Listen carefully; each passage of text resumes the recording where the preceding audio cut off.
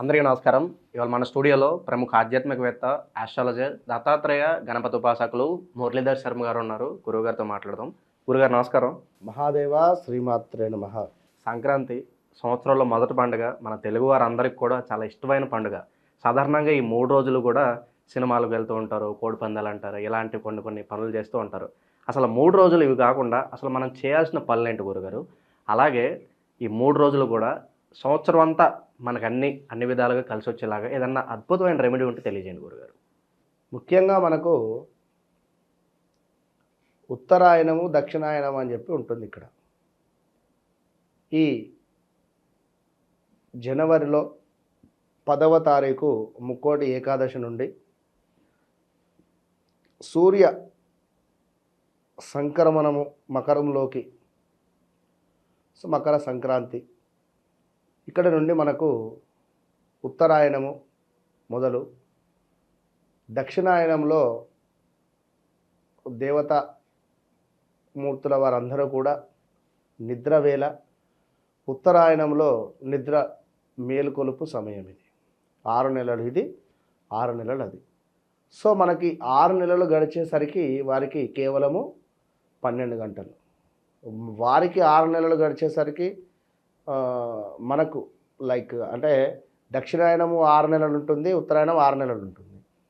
ఈ 6 నెలలు మనకు ఒక ఎత్తు అయితే వారికి కేవలం 12 గంటలే, ఒక రాత్రి లాగానే.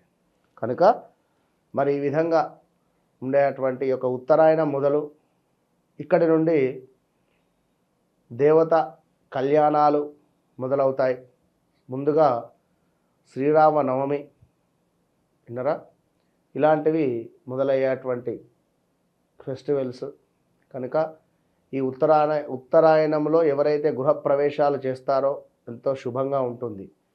సో మనకు యొక్క భోగి, సంక్రాంతి, కనుమ 3 రోజులు చేసుకునేటువంటి దాంట్లో ముఖ్యంగా ఆర్థిక పరమైనటువంటి ఇబ్బందులు కానీ, ఉద్యోగంలో పురోగతి కానీ, సంతానము కానీ, వివాహం కాని వారికి కానీ, money related issues, money breakups ఉండేటువంటి వారు కానీ, ఇలాంటి వారు 3 రోజులు కూడా మనం చెప్పేటువంటి ఒక రెమెడీ చేసుకోండి. ఇందులో మొట్టమొదటి రోజు యొక్క భోగి పండుగ నాడు తప్పకుండా కూడా మీరు ఆ యొక్క విష్ణుమూర్తికి సంబంధించినటువంటి జపాలను చేసుకోండి. ఇంట్లో విష్ణుమూర్తికి సంబంధించినటువంటి జపాలు కావచ్చును. అదేవిధంగా గంగా నది స్నానాలు మీ దగ్గరలో ఏది ఉంటే అది. మొదటి రోజు 13వ తారీఖు భోగి పండుగ రోజు మీ దగ్గరలో గోదావరి కానీ, గంగా కానీ ఏది ఉంటే అది అక్కడికి వెళ్ళి స్నానాన్ని ఆచరించి, నీటిలో కొన్ని నల్ల నువ్వులను విడిచిపెట్టి, పెద్దల పేర్లను తలుచుకొని నమస్కరించుకొని, కుదిరితే అక్కడ ఒక బూడిద గుమ్మడికాయను దానంగా ఇచ్చుకొని ఆ యొక్క నది ఒడ్డుకు సాహిత్య దానం కూడా ఇచ్చుకొని రావడం వల్ల అద్భుతమైనటువంటి పుణ్య ఫలితాలు ఉంటాయి. ఇక 14వ తారీఖు సంక్రాంతి రోజు ఇంట్లో ఒక హోమాన్ని మీరే చేసుకోండి. ఎవరు అవసరం లేదు, పురోహితులు ఒకవేళ పిలిస్తే పిలుచుకోండి, బాగుంటుంది. వారి పొట్ట నేను కొట్టుతాను అని చెప్పి కాదు, కానీ శక్తి ఉంటే పిలుచుకొని మీకున్న దాంట్లో ఒక హోమం చేసుకోండి. ఆ హోమము కూడా విశేషంగా మనకు లక్ష్మీ అమ్మవారికి కానీ, అదేవిధంగా దుర్గా అమ్మవారికి కానీ, లేదా మనకు సుదర్శన హోమానికి సంబంధించి కొన్ని మంత్రాలను వాడమని చెప్పండి. అద్భుతంగా ఉంటుంది. ఎవరు లేరు అనుకునేటువంటి సందర్భంలో ఒక పిడక, ఆవు పిడకలు మార్కెట్లో దొరుకుతాయి, ఒక 4-5 తెచ్చుకోండి.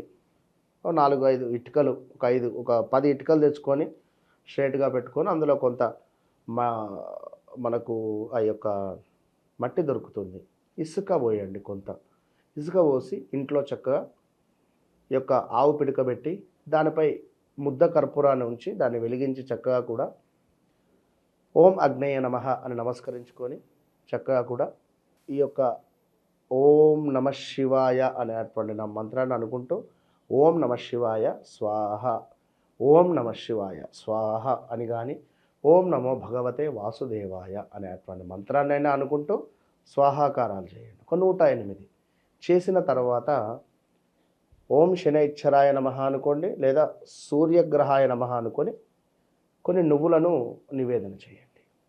చేసిన తర్వాత ఈరోజు ఇంట్లో ఇన్ని నల్ల నువ్వులను వాడి కిచిడీ చేయండి. కిచిడీ అంటే తెలుసు కదా అందరికీ.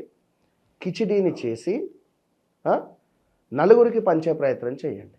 ఈరోజు సంక్రాంతి పండగ రోజు కిచిడి చక్కగా కూడా 4-5 రకాలుగా కూడా కూరగాయలు, పప్పు మిశ్రమాలతో నెయ్యితో చేస్తారు ఆ యొక్క కిచిడి. అందులో కొన్ని నల్ల నువ్వులను వేసి నలుగురికి పంచే ప్రయత్నం చేయండి. ఎక్సలెంట్ రిజల్ట్ ఉంటుంది. ఇక నలుపు రంగులో ఉండేటువంటి చెరుకు ఉంటుంది ఒకటి. ఆ చెరుకును 15వ తారీఖు రోజు జ్యూస్గా మార్చి శంకరునికి అభిషేకం చేయాలి.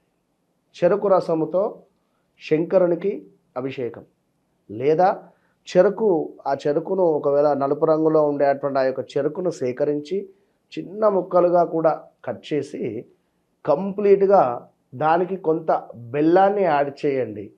లేదా ఈ చెరుకు దొరకటం లేదా అనుకుంటే బెల్లము నీటితో అభిషేకం చేయండి.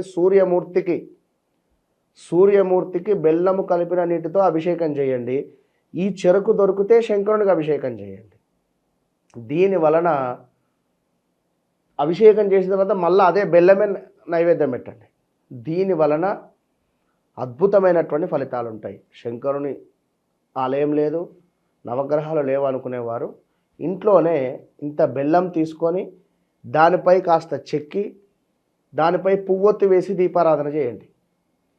ఇక డబ్బుకు సంబంధించి స్ట్రక్స్ ఉన్నాయి, ఎలాంటివి ఉన్నా కూడా 100కు 200% అద్భుతమైనటువంటి ఫలితాలు ఉంటాయి. ఈరోజు సాహిత్య దానాలు ఇవ్వండి, పెద్దల పేర్లను చెప్పుకోండి, బూడిద గుమ్మడి కానీ రాచగుమ్మడి కానీ దానంగా ఇచ్చేటువంటి ప్రయత్నం చేయండి. వస్త్రదానము ఇవ్వండి. లేని వారికి అనాథాశ్రమానికి వెళ్ళి అక్కడ వారికి కాస్త తిండి పెట్టే ప్రయత్నం చేయండి. మీకు తోచినటువంటి దానాలు ఈరోజు చేసుకునే ప్రయత్నం చేయండి. మీరు ఎంత దానాలు అయితే చేస్తారో అంత అభివృద్ధి మీకుంటుంది. అది మాత్రం గుర్తుంచుకోండి. విన్నారా? కనుక తప్పకుండా ప్రేక్షకులకు మరొక మారు మకర సంక్రాంతి శుభాకాంక్షలు. మొన్న ఈ మధ్యన కూడా చూసి ఉన్నాం. సరే, ఏది ఏమైనప్పటికీ సినిమాకు వెళ్ళండి వెళ్ళకపోండి అని మనం ఏం చెప్పడానికి ఎలాంటి రైట్స్ లేవు. ఎందుకంటే ఇవాళ రేపు యూత్ ఆ విధంగా ఉన్నారు. సో అది మనం ఇది మంచి అది చెడు అని చెప్పే అటువంటి పరిస్థితులు వారు చెప్పినా కూడా వినే పరిస్థితులు లేదు. కనుక జాగ్రత్తగా ఏ పని చేసినా చేయండి, అంతే, మరొకటి లేదు. పండగ 3 రోజులు కూడా అన్ని విధాలుగా కలిసి రావడానికి ఎలాంటి రెమెడీస్ చేసుకోవాలో అద్భుతంగా వివరించారు. మా తరపున అలాగే ప్రేక్షకుల తరపున మీకు కూడా మరోసారి మకర సంక్రాంతి శుభాకాంక్షలు. మన ప్రేక్షకులకు కూడా మకర సంక్రమణ శుభాకాంక్షలు. అందరూ ఆయుర ఆరోగ్యాలతో ఆ యొక్క పర్వతవర్ధిని సమేత రాజరాజేశ్వర స్వామి ఆశీస్సులతో, బ్రహ్మరాంబ సమేత మల్లికార్జున స్వామి ఆశీస్సులతో, అలన్వేల్